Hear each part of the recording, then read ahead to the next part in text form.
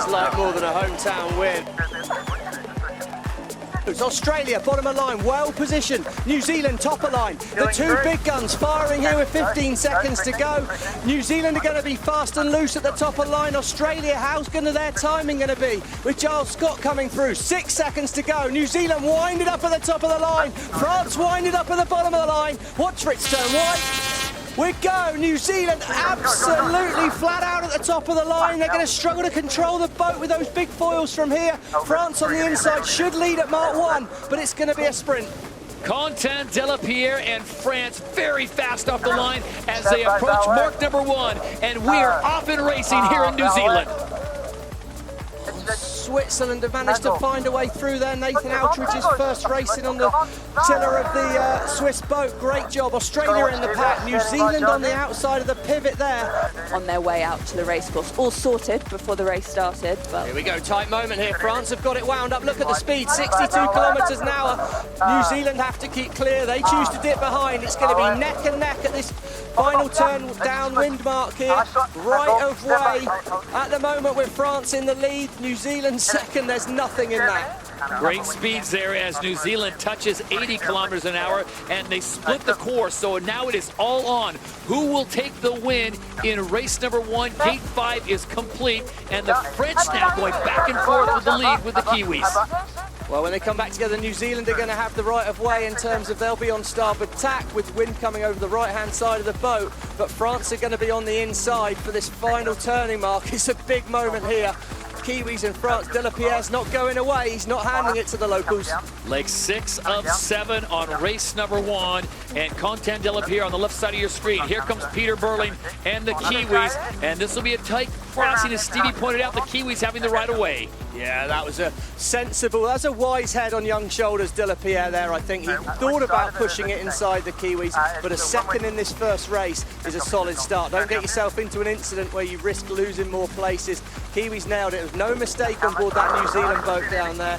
If they don't make a mistake, you just got to continue to make the next right decision. And Delapierre, that was a wise move. Look at the fans, they're going to be loving that. The black foils bring it home now. It's final 100, 200 meters to go as they will cross the line. The first race of the ITM New Zealand Sail Grand Prix in Christchurch goes the way of the home team. The black foils get the win in race 1. France with a very impressive race. They check in second place, so that's 10 points and 9 points going to the Kiwis and the French. Seems to be good wind on that side of the course as Canada and New Zealand are very tight. The Kiwis are right back in this when it matters. Canada have got to stay clear. Whoa, another great move. Aggressive there, forced the error, New Zealand. And Burling, he's like Harry Houdini in these conditions. He pulls a rabbit out of the hat when he needs to. New Zealand were at the back of the pack there, up to 4th, and he's dropped the Canadians off the foils. They got a penalty to do. They're going to have to lose a lot of distance to clear that penalty, and they're off the foil. You are hemorrhaging distance when you're off the foil. You just don't want to poke the bear, and Canada got full sense of it as they drop back with the penalty, Emily. They now go to 5th place as New Zealand has moved up to 4th. But the more important thing is hitting the line at full speed. New Zealand are out the back of the pack here. Spain look well lined up, Denmark look well lined up, and Germany again. France are diving in, but where's the gap, Quentin? I don't see where you're going. It's all going to be a little bit too late for the French, but the French are foiling. What timing by the French. Germany perfect to the bottom of the line again.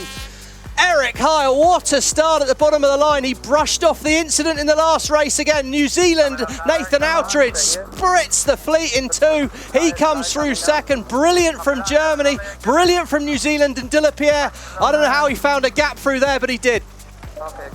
At mark number 1, once again, it is Germany that will take the whole shot, and the rest of the field, getting themselves into position. How about France and the Australians and the New Zealanders?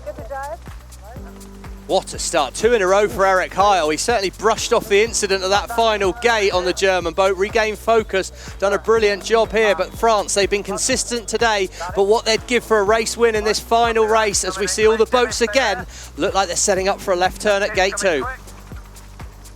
Okay. So at gate number 2, it's Australia in the back of the pack now in 7th, so they've got work to do, but as Lisa reported, there are certainly spots and places with the conditions that we have on hand to make passing maneuvers. Mark number 6, and there you see the finish line. I think they're going to run out of time and distance, but Denmark now have put themselves into 2nd place with France in 3rd, and Tom Slingsby's not done just yet. I think what we're seeing today, Todd, is how much experience counts. I mean, it's just those more experienced crews, more polished crews. Okay, Nathan's a newcomer to this team, but he's one of the all-time greats in the SailGP League, stepping back in with one of the all-time great crews. So they've gelled well, and New Zealand look like they're going to definitely take the win here in race 3.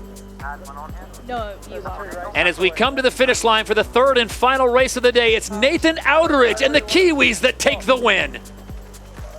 This is so tight. Australia need to nail this jibe if they've got a hope of winning. Here we go. Jimmy Spithill calls for the turn. He has the right of way. They stay on the foil just, but here go Canada. They're going to turn right in front of them. They play blocker. Can the Canadians stick this manoeuvre? It's foiling One above. hole down for the Canadians there. Oh, the Aussies are foiling. They're going to be fast over the top. New Zealand now, they have the right of way if they can get into that yellow circle here. Advantage New Zealand for me as they come in. New Zealand with a last minute dive. They've got the right of way on the inside as they hit this circle. Look at this, the Kiwis as they come in. It is going to be tight at the corner. Who's going to give way? Canada have got to give room to Australia and to New Zealand. Oh, there's going to be protests here, Todd. This is the umpires. Penalty Canada, penalty Australia, not giving Mark room. And look how close they are. Dive on the inside. New Zealand moves away as they come to the finish line. Who's going to have the pressure to win it? As they come up, look how close this Oh, is. it's a lovely. New Zealand have got to keep clear of Australia now, and Canada on the outside, but they should have a penalty. Canada crosses the line. Now who turns the boat? And it looks like the Emirates winning moment will go the way of the Kiwis. I don't know. There's lots to be answered. Craig Mitchell's going to decide this. It's going to the umpires because there was so many penalty incidents in there. That unbelievable, incredible scenes here. Canada crosses the line first, but they had a penalty to get rid of. It was Australia who was in 2nd place who had the right of way, but it was the Kiwis who crossed the line without a penalty. So Craig Mitchell, chief umpire, will sort this whole thing out. Stevie, it's got to be either Australia or Kiwis, right? I don't know, because the way the rules are written, there needs to be a lead change when you get a penalty. Now, did Canada drop far enough behind Australia in that one penalty to go through? However, I think their foul was so bad that they caused too much of a loss to Australia, and they should have a double penalty. That's my opinion. That was, to me, a pretty blatant foul, not giving enough room. Phil Robertson, if there's anyone that's going to push the limit, he's played the game. If he wins it, hats off to him, because that was an aggressive play of the rules. But to me, New Zealand had the right of way. They should have been able to round it how they want. Because of Canada's actions on Australia, they stopped New Zealand having the space they should have. But Australia didn't have the space they should have either. And then, wow. Yeah, to me, it's all in the umpire's hands. I could give it to any one of the three of them. New Zealand and Denmark well positioned in the middle of the line. Australia trying to dive in, but he's going to struggle to find a gap at the top of this line, Tom Slingsby. 10 seconds to go. Here we go. We're watching for the line to turn white, and then we'll be racing here in Saint-Tropez. Your timing looks a little early, Tom Slingsby. Who can get on the foils first as we blast to Mark 1? I think Australia just kept himself behind the line, but New Zealand out the middle of the line. They're going to be fast in towards Mark 1 from here. They've got a great angle. Can they hang on and roll around the top of the Germans? On board with the Kiwis as they approach mark number 1, 6 legs race. This is the first of 3 races today in France. And look at the Germans in good position as well. France is also there. New Zealand just in time. They had just enough speed to get over the top. Great start by Eric Heil on board the German boat as well. They were showing good form yesterday as New Zealand are going to be setting up for gate 2 very soon. Tight course, as Lisa said. Manoeuvres are key, but if you're out in front, you can choose your own destiny. New Zealand, well, they look pretty slick out there today. Should be just one more turn to do at the gate, and then they're going to be finishing in under the fans. They've just taken off out there. Pretty cruisy view. Interesting back of the boat there, Joe Allais, back on board as strategist. Bit of a change up by the Kiwis. She's been busy with her Olympic sailing programme through the early season, but of course she came on board when they won their first event in Plymouth last year. And well, perhaps no coincidence that she's back on board and they're straight out in front. Look at this lead for the Kiwis out in front, the winners of the first event in Chicago, and they look to start things off here in Saint-Tropez with a big victory in race number 1. No one within sight of New Zealand SailGP, and it'll be Peter Burling and crew that'll bring it across the finish line in front of the Adrenaline Lounge to the applaud of the fans here in France on a beautiful day for sailing. The Kiwis with a great start, never really threatened throughout this race, and they will bring it home for a victory in race number 1. Meanwhile, penalty doled out to the Americans as they drop into 9th.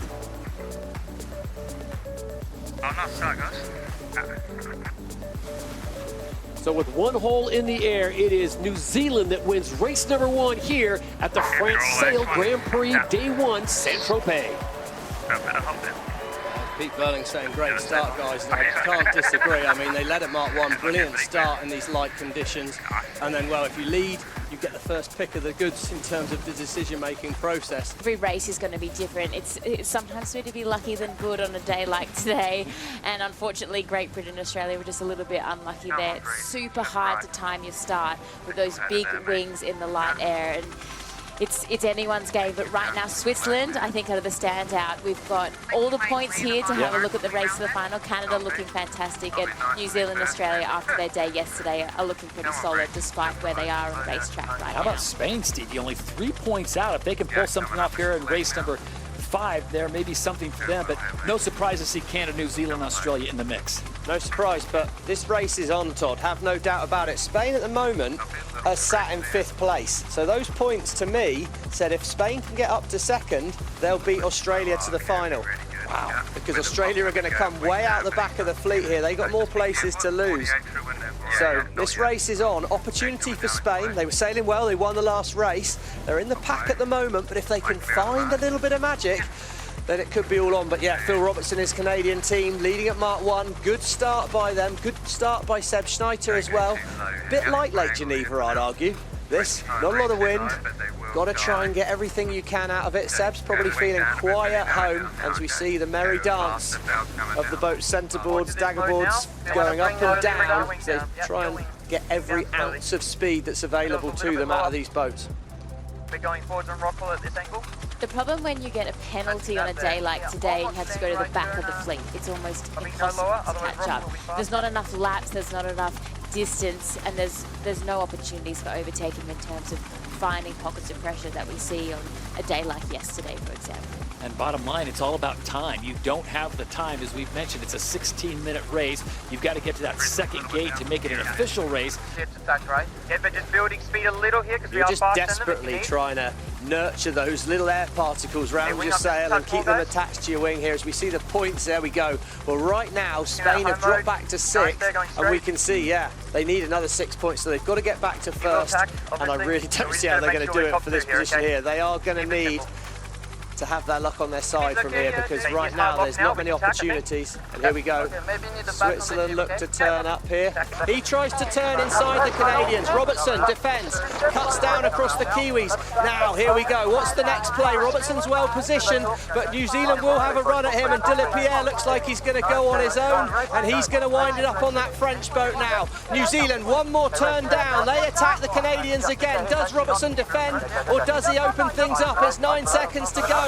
Canada must keep clear of New Zealand. Burling's timed this well. France are coming at pace. How's your timing? Peter Burling at the bottom end of the line. Perfect from the Kiwis there on the inside. They have control. They should lead from here at Mark 1, but there's going to be some tight rules incidents. France must keep clear of Canada. Canada must keep clear of New Zealand, but the Canadians are out the back. The French are the fastest boat on the course right now, over 80 kilometres an hour of speed. The Kiwis also very quick and have the inside. At mark number 1, it is the Kiwis. The black foils are up and foiling with pace. Canada sits on the inside, France on the outside. Stevie, this is a big moment, leg 2 of 7. Well, Robertson called the best place to start, but he just couldn't quite execute it. It's been a long day out here on the water, but right now the black foils are locked back in. They've got the heel locked back in. The French are charging, but it's going to be too little too late on board this French boat. Going to be second for France as the black, hear the crowd on the shore. That sounds like half of New Zealand standing up to applaud them. And they bring it straight in towards the Adrenaline Lounge here in Littleton Harbor. All of Christchurch on their feet. Say hello to your winners. It's the Blackfoils with the win.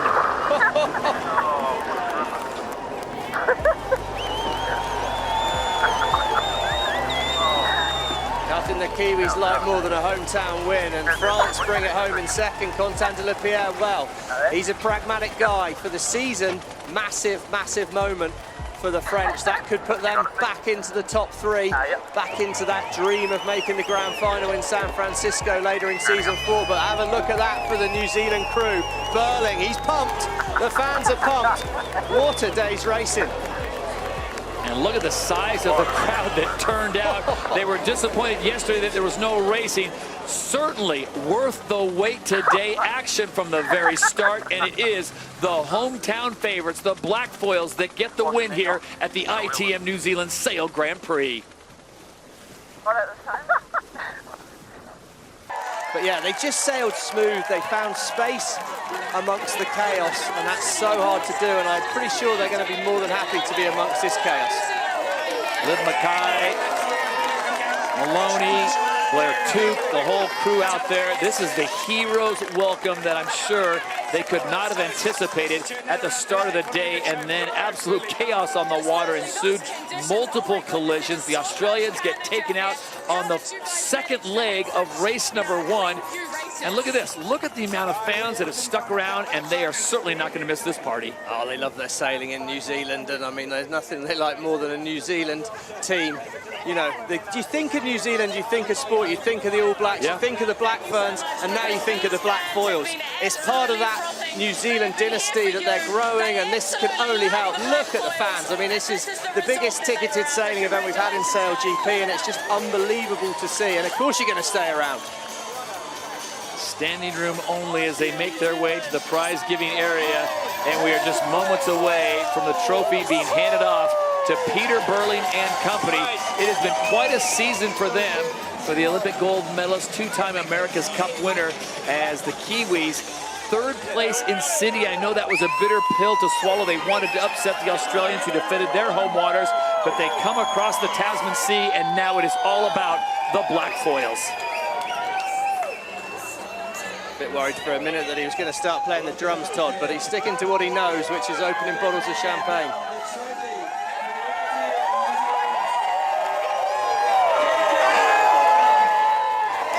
Blair Tuke, Liv Mackay on the left-hand side of the picture. Everyone trying to get themselves into position to get the best picture. Feeling this is going to be all over the New Zealand Instagram feed. Not a bad shot, that. And here we go. We're going to get the prize-giving ceremony take place in a moment, Todd. And it will be the honor of Sarah Johnson, the ITM CEO, presenting the first place trophy to the Blackfoils.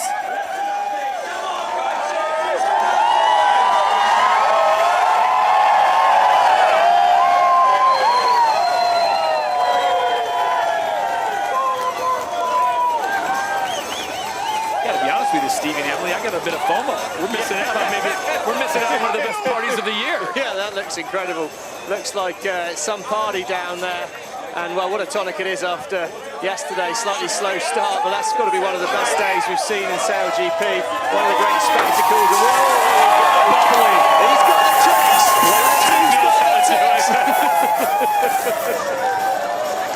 Practice makes perfect, though. That's 3 out of 4 in a row now for the Kiwis. They're on a roll. Slingsby's got to watch out. And more importantly, to Emily's point, it is New Zealand now that sits atop the overall standings by 1 point. So the 3-time reigning and defending champions, Emily, they're in a little bit of trouble. Yeah, the pressure is on, but as we know, it is all down to that final at the end of the season.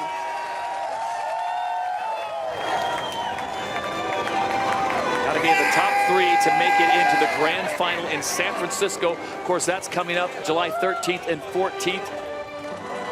A long way off. We've got 4 more events. And I have a feeling this party may continue on for a while.